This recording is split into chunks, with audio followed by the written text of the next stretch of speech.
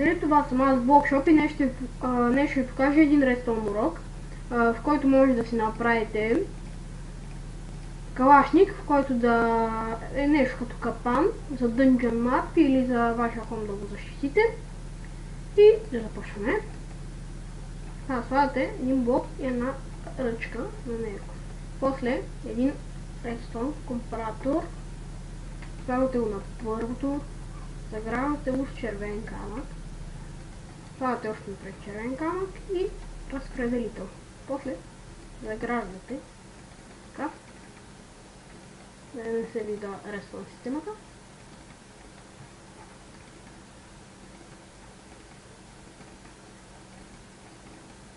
Така.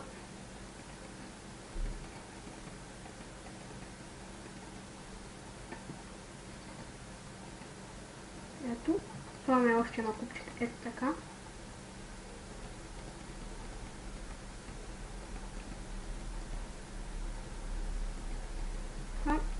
И почваме да правим вече ето. И това е. Сега ще ви покажа как работи.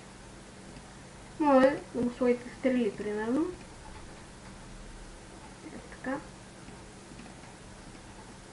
И когато има нарушител и иска да ви руши, примерно, вие го включвате и те започват да го пукат и го убиват. Ето, аз ще ви покажа как си направите нещо такова, обаче за изстрелване на фойерверки. Когато ви трябва. Ето, така. Пак слагате един редстоун компаратор. Така. Така, така. Почти също е. Така нагоре един разпределител. Така.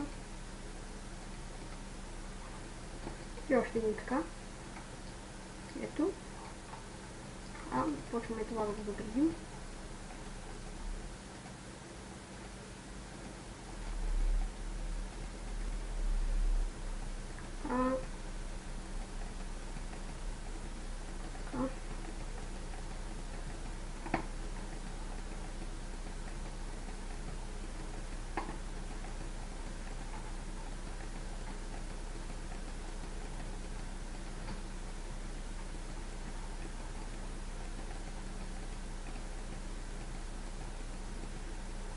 И ето.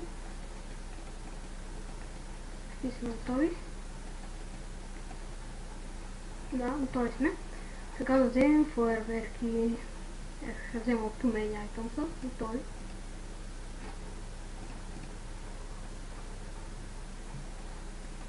Ето.